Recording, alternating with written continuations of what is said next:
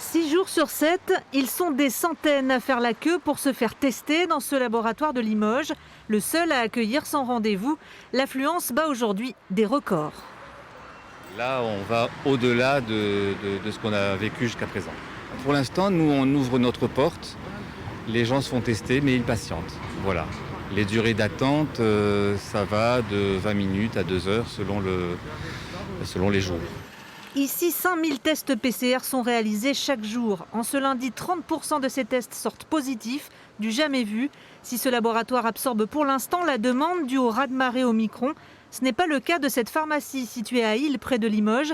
Seule à être ouverte hier, elle est désormais en rupture de stock. On ne pouvait pas tester tout le monde, les cas contacts, on ne faisait pas. On faisait vraiment que des personnes symptomatiques, des cas positifs à des autotests qu'ils avaient potentiellement chez eux, donc pour vérifier et pour pouvoir les déclarer et donc leur permettre d'éviter d'aller au travail. Il faut prendre rendez-vous sur notre site internet. Non, il n'y a pas de test ce matin. Comme Brigitte Chassin, les pharmaciens sont à bout de nerfs et leur demander de créer leur propre centre de dépistage, comme le souhaite le gouvernement, est simplement irréaliste.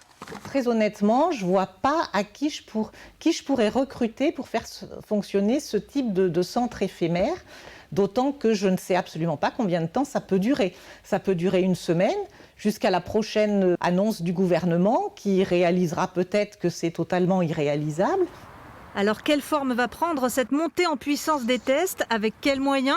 L'Agence régionale de santé devrait communiquer sur le sujet en milieu de semaine.